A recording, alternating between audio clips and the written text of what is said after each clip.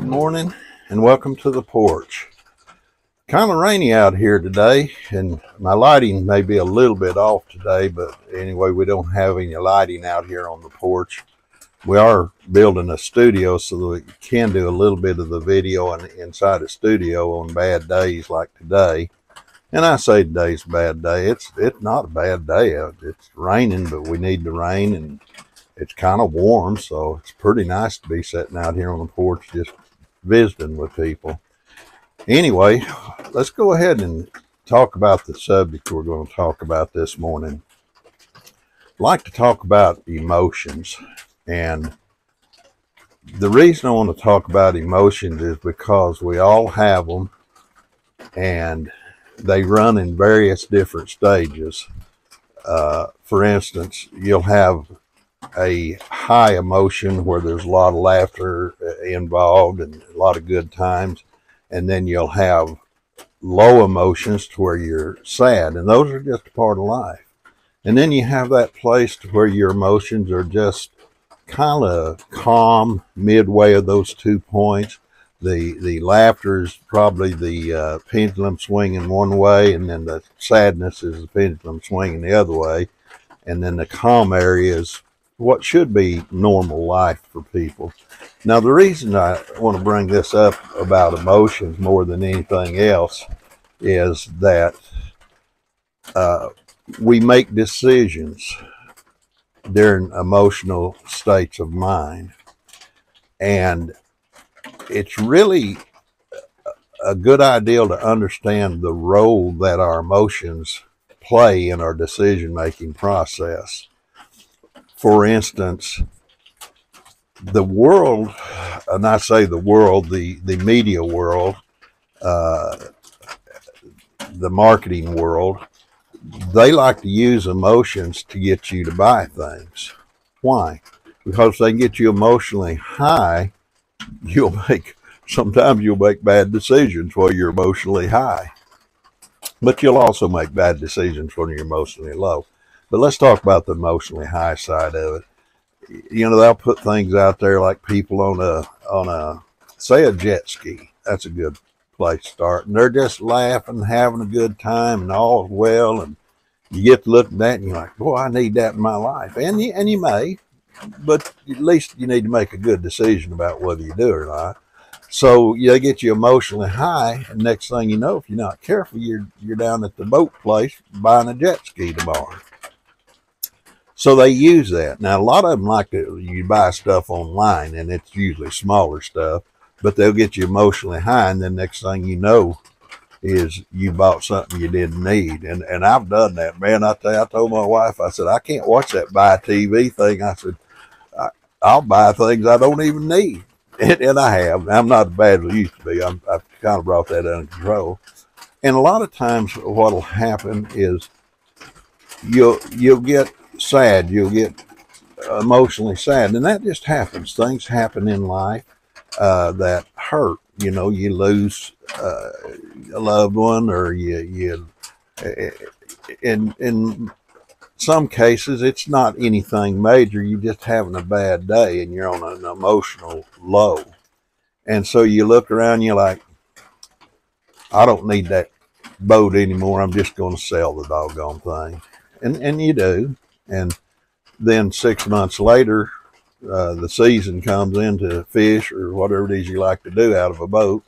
And now your boat's gone. And you probably sold it for a fraction of what it was worth. And you may have bought it on an emotional high. I don't know. But anyway, the point that I'm getting at more than anything else is making decisions in an extreme emotional state is never a good thing. Now, here just a while back, and it's been not a long while, just pretty recently actually, I went through an emotionally low time because some things that happened that were out of my control, but I was sad for some reasons. I won't go into that because I don't want to relive that. But anyway, I looked at my little old boat out there, and I've got a little fishing boat. It ain't very big, and it ain't worth a whole lot of money. But I looked at it and I thought, you know what, I'm just going to sell that doggone thing. I don't use it very often. And then it occurred to me, well, don't sell it right now. Wait a little while. And then if you still want to sell it, sell it. So I just kind of put it on the back burner, didn't make a decision on it right then. Now, here's the thing about that little boat right there, is I could have run it online and probably sold it within a day or two, because those things sell really fast. And so I could have gotten rid of it while I was in that emotional low state. And then, I would have regretted it, because after I let it kind of sit on the back burner, so to speak, for a while, I started thinking about it, and I thought, you know what? I use that boat to take me and my brother out to fish a couple of times a year, and I don't use it a lot. But I thought, boy, I'll tell you what's that worth for me to get to go fishing with my brother? And I realized that I needed that boat. Somebody might say, well, you only use it a couple times a year. I know it, but I'm going to tell you something. To get to go fishing with my brother, it's worth having that boat, worth keeping that boat. And I came this close to putting that thing online and selling it. And I'm glad I did. Now I've got it laying out here, in this spring I'm going to go get my brother, and we're going to go fishing again. And it's something about, I'll tell you, the last time we did that, him and I just floated around out there in that lake and caught fish, got excited about catching the fish, but we talked about things me and him needed to talk about. And it was a wonderful time. I loved it. And so I want to do that again. So I didn't need to make a decision while I was emotionally low. And you don't need to make decisions when you're emotionally high. Let me give you some advice that I think will be beneficial to you. Anytime you're going to make a fairly significant decision in your life, just say, I'm not going to do it while I'm sad, and I'm not going to do it when I'm elated and just super happy, because you can make a wrong decision. Make any of those decisions when you're in a calm state of mind, when everything is kind of leveled out.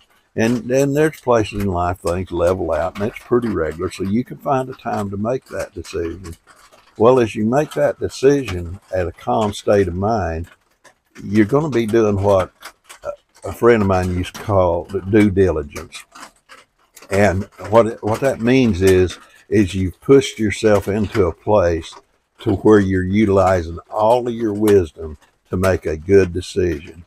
And then once you make that decision, you say, okay, I've weighed that out every way I can. I've made sure my emotions are in check and they're where they're supposed to be. Now I'm going to not sell the boat, or I am going to sell the boat, or I'm going to not take that job, or I am going to take that job. Whatever the decision may be, it's always prudent to make the best decision that you can. And doing your due diligence is putting yourself in a position where you weighed all the pros and cons, and then you calm down and you make that decision based on good information.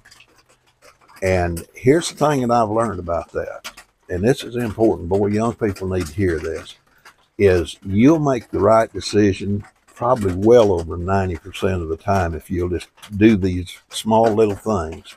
Not let your emotions guide your decisions, but let information, good information, drive your decisions. Now, if you let good information drive your decisions and you come out at a 90% win, and maybe even more than that, but at least a 90% win in your decision-making process, well, what could be wrong with that? That'd be good, wouldn't it? Well, that's the reason I do some of these videos and things, is I want to help people to make good decisions. Now, having said that, I'm not going to go too far with this video in that area, because there's a lot more to this that I want to cover later, but I'm going to cover it at different time periods and from different perspectives, and hope that it'll help you. But just remember this, 3 things. If I'm emotionally high, I'm not going to buy anything. And if I'm emotionally low, I'm not going to sell anything. And I'm going to make it a habit not to make big decisions about life until I have calmed down, got quiet, weighed all the information, and know that I'm doing my due diligence to make a right decision. Now, I want to say this really quick. A lot of people will self-deceive, and they like to do that when they're emotionally high for the most part, or sometimes emotionally low. Don't self-deceive. Just weigh the facts out for what they are and make the decision based on those facts.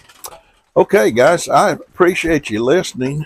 We're going to do a little changing up on the videos in the future. I'm not sure when, but we're going to start walking you guys around the place here and showing you a little bit about where I live, who I am, and what I do. You're going to find it fun because I do a lot of things. We restore old cars and work on semis and do body and paint work, do mechanical work, build things, fabricate things, got a sawmill. Anyway, we're going to walk you around. We're going to show you a lot of this stuff so that we can get you familiar with who we are and maybe make these videos a little more interesting. Well, if you don't mind, guys, we're trying to grow this channel, trying to grow this community. Hit like and subscribe if you would, please. If this thing got any value to you and help us to move up an algorithm where we can actually make this channel work. Well, thanks for listening this morning, and we're going to sign off right now. Love you guys, and God bless.